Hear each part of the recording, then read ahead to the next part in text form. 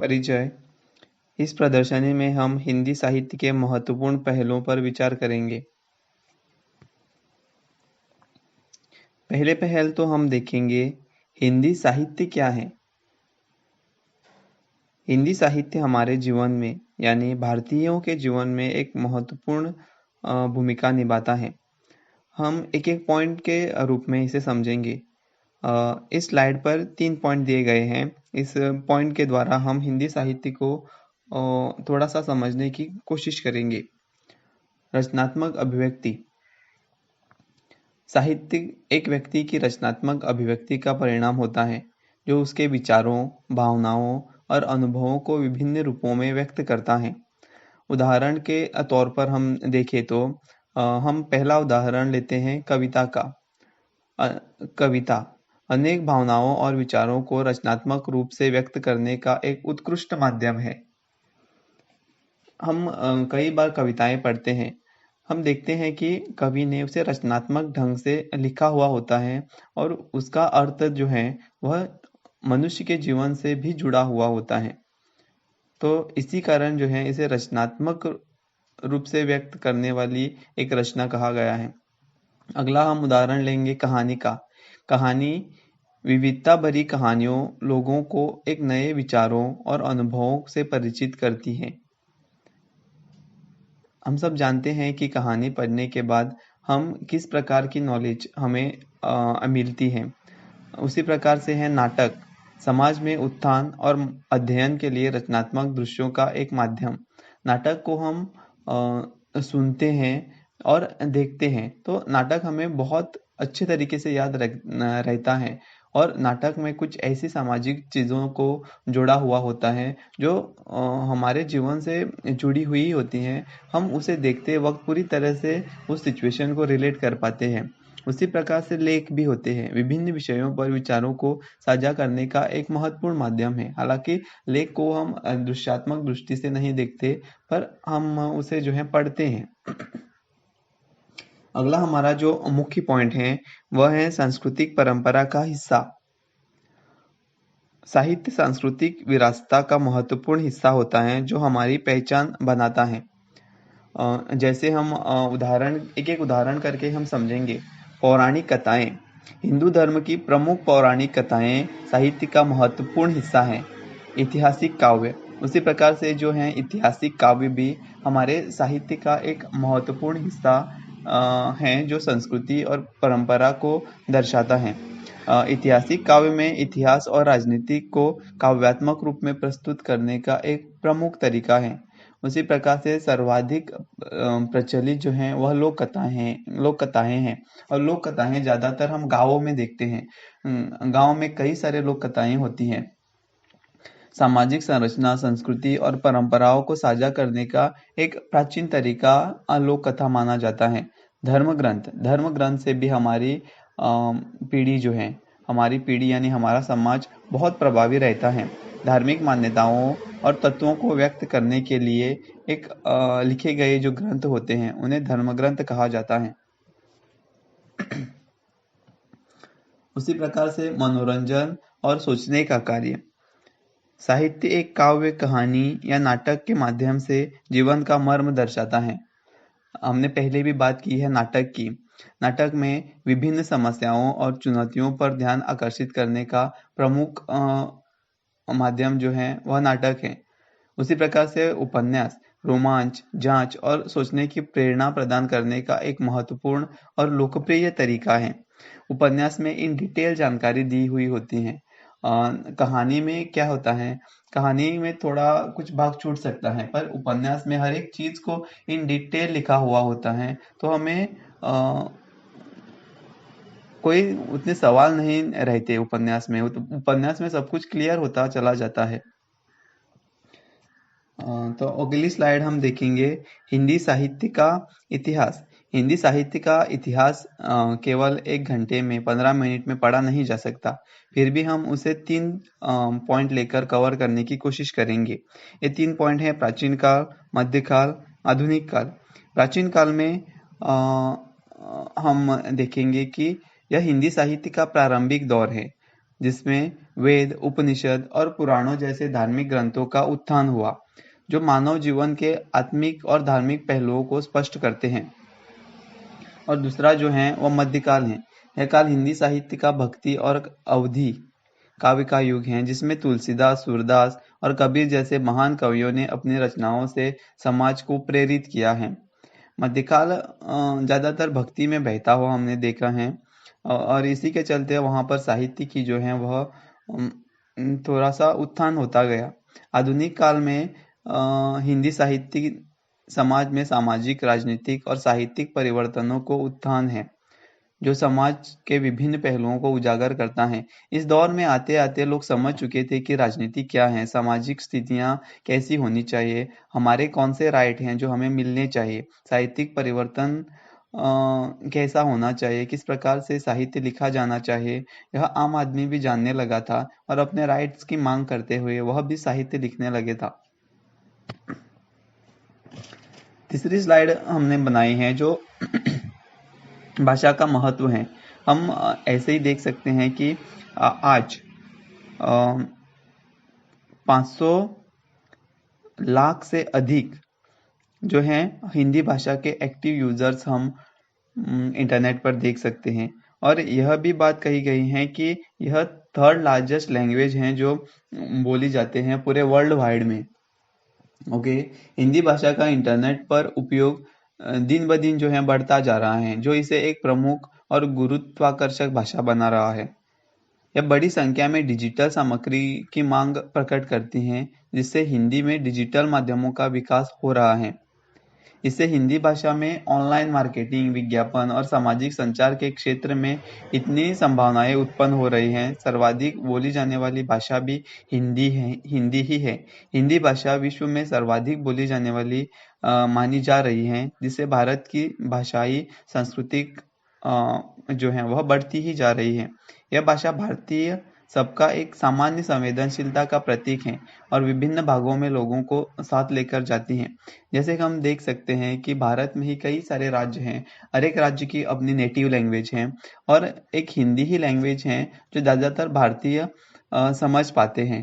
अंग्रेजी को उतना समझ नहीं पाते, पढ़े लिखे जो हैं वह समझ पाते हैं, लेकिन जो हिंदी लैंग्वेज है उसे आमतौर पर कोई ना कोई समझ ही पाता है। तो एक पूरे नेशन को जोड़ने वाली भाषा जो है वह हिंदी है। हिंदी भाषा की विशाल प्रचलिता से इसका उपयोग राष्ट्रीय और अंतर्राष्ट्रीय स्तर पर संचार के लिए भी महत्वपूर्ण है। तो ये बात तो आपको क्लियर हो चुकी है कि भाषा कितनी महत्वपूर्ण है और खासकर हिंदी भाषा भारतीयों के लिए कितनी महत्वपूर्ण है। तो अगली स्लाइड की ओर हम चलेंगे। साहित्यिक उत्पत्ति। साहित्यिक उत्पत्ति को हम प्राचीनतम काल से जानने की कोशिश करेंगे और देखेंगे कि किस प्रकार से भाषा जो है वह डेवलप होती गई। प्राचीन काल में पांडुलिपि का इस्तेमाल किया जाता था। पांडुलिपि को हम मतलब संस्कृत में उपनिषद और रामायण, महाभारत की कथाएं लिखी गई थी। वो इस प्रकार से लिखी गई थी कि जो पांडुलिपि का इस्तेमाल हुआ था। उदाहरण के तौर पर हम देख सकते हैं कि हस्तलेख। प्राचीन काल में लोगों के द्वारा हस्तलेख के माध्यम से कई प्रकार की रचनाएं की जाती थी। उसी के साथ शिलालेख भी बहुत प्रसिद्ध था। पत्थरों को या शिलाओं पर भी लोग अपने विचारों को लिखते थे, जो प्राचीन साहित्य का एक महत्वपूर्ण स्रोत था।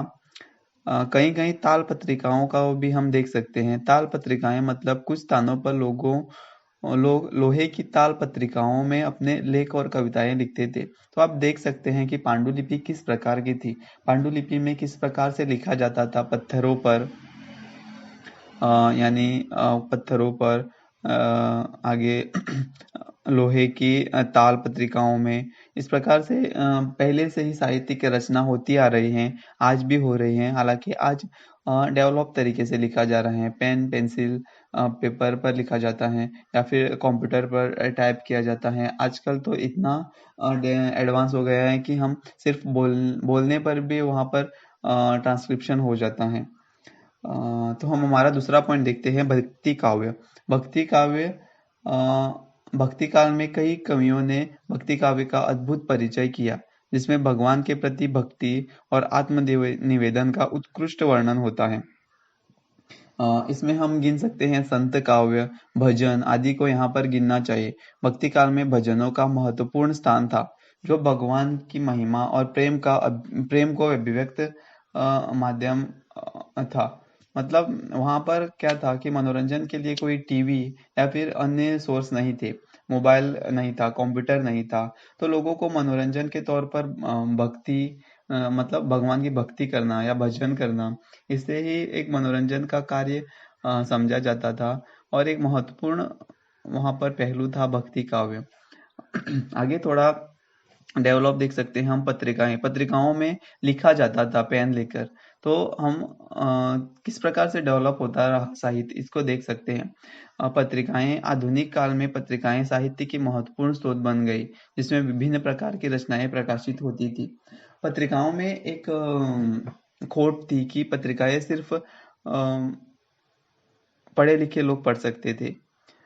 या समस्या यह थी कि कोई एक व्यक्ति पढ़कर लोगों को सुना रहा था, क्योंकि हर एक व्यक्ति पढ़ा लिखा इस दौर में भी नहीं था। लेकिन अगला जो पहलू हम देखेंगे वह नाटक है। नाटक आधुनिक समय का महत्वपूर्ण साहित्यिक रूप है, जिसमें समाज की समस्याओं और चुनौतियों का उत्कृष्ट प्रतिनिधित्व किया जाता था। जैसे कि हम समझ सकते हैं कि नाटक को हम देखते हैं और सुनते हैं, जो पढ़ा लिखा भी नहीं है और हालांकि इसे लैंग्वेज भी उतनी तरह से नहीं आती, तो दृश्यों को देखकर वह समझ पाता था कि यहाँ पर क्या हुआ है, कौन से शब्दों का प्रयोग हुआ होगा। तो नाटक एक सशक्त माध्यम है। उसी प्रकार से उपन्यास उपन्यास में इन डिटेल लिखा हुआ होता था, पर पढ़े लिखे लोगों के लिए ही ये था, या फिर किसी ने पढ़कर लोगों को सुनाना, इस प्रकार से इसकी प्रक्रिया थी। लेकिन नाटक को हम देख सकते हैं कि हर कोई समझ पाता था। तो मैं आशा करता हूँ कि साहित्यिक उत्पत्ति के बारे में आपको थोड़ी सी समझ आ चुकी होगी। हम इसके बारे में डिटेल से वीडियोस और लाएंगे, डिटेल जानकारी और लाएंगे। ये सिर्फ एक इंट्रोडक्शन के तौर पर आपके लिए साहित्य है, हिंदी साहित्य किस प्रकार से है, यह इसका इंट्रोडक्शन है। क्योंकि इन डिटेल 15 मिनट के वीडियो में हम पूरा समझ नहीं पाएंगे। तो हम अगले स्लाइड पर चले जाते हैं। हम चर्चा करेंगे साहित्य के प्रमुख आयामों पर। ओके। साहित्य के प्रमुख आयाम कई सारे हैं, लेकिन हम यहाँ पर सिर्फ 6 लेंगे जो मुख्य हैं। काव्य, रहस्य, नाटक, कहानी, उपन्यास, बाल कथा, इस पर हम चर्चा करेंगे। काव्य हम सभी लोग जानते हैं। काव्य एक रचनात्मक आयाम है, जिसमें भावनाएं, अनुभूतियां और विचारों को सुंदर रूप में व्यक्त किया जाता है। यह साहित्य का एक उत्कृष्ट रूप है, जो शब्दों की रचनात्मक व्यवस्था के माध्यम से लोगों के दिलों को छूकर जाता है। ये बात ध्यान में रखो कि यह लोगों के दिलों को छूकर जाता है। कवि जो है काव्य को इस प्रकार से रचते हैं कि वह हमारे सिचुएशन को रिलेट कर पाता है। हम वह लाइन जो है हमारे सिचुएशन को रिलेट करने के बाद हम उसे और अच्छी तरीके से समझ पाते हैं। इसी तौर पर हम देख सकते हैं कि जो प्रसिद्ध काव्य रचयिता हैं, उन्होंने किस प्रकार से उनके प्रेम कथाओं को समाज के साथ जोड़ा है। अगला हम देखेंगे रहस्य। रहस्य कथाएं और गड़बड़ भरी कहानियों के माध्यम से पाठकों को विचित्र और रोमांचक अनुभव प्रदान करती हैं। इसे अनदेखी और आवाज़ीयता का उत्सव होता है, जो पाठक को संवेदनशील बनाता है। यहाँ पर पूरे रचना में रहस्य भरा रहता है, इसलिए ये भी एक महत्वपूर्ण आयाम है हिंदी साहित्य का। आगे हम नाटक पर तो चर्चा कर चुके हैं। नाटक किस प्रकार से दृश्यात्मक होता है, किस प्रकार से लोगों को समझ में आता है, इसके बारे में मैं डिटेल में अब फिर से नहीं बताऊंगा। कहानी कहानी भी हम जानते हैं किस प्रकार से कहानियां होती हैं, रोमांचक होती हैं, प्रेम भरी होती हैं, शिक्षा प्रदान होती हैं। आगे उपन्यास उपन्यास भी हम समझ चुके हैं कि इन डिटेल पूरी जानकारी उपन्यास में दी हुई होती है। जो पढ़े लिखे लोग हैं जो समझ पाते हैं, कुछ लोग हैं पढ़कर लोगों को समझाते हैं, इस प्रकार से इसका सिचुएशन है। बाल कथाएं यह एक महत्वपूर्ण आयाम है, क्योंकि बाल कथाएं बच्चों के लिए लिखी जाती हैं, जो उन्हें मनोरंजन के साथ साथ शिक्षा भी प्रदान बनाती हैं। इसमें साहस, मित्रता और नैतिक मूल्यों को सीखने का प्रयास किया जाता है। तो बाल कथाएं बहुत महत्वपूर्ण है। इन कथाओं के चलते एक स्टूडेंट है उसे पढ़ने के लिए या स्कूल जाने के लिए स्फूर्ति मिलती है। तो अगली स्लाइड पर हम चर्चा करेंगे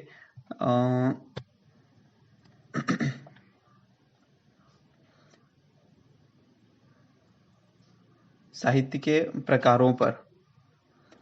ओके, यहाँ पर हम 3 प्रकार के साहित्य पर चर्चा करेंगे: मिथक काव्य, अमर काव्य, वीर रस काव्य।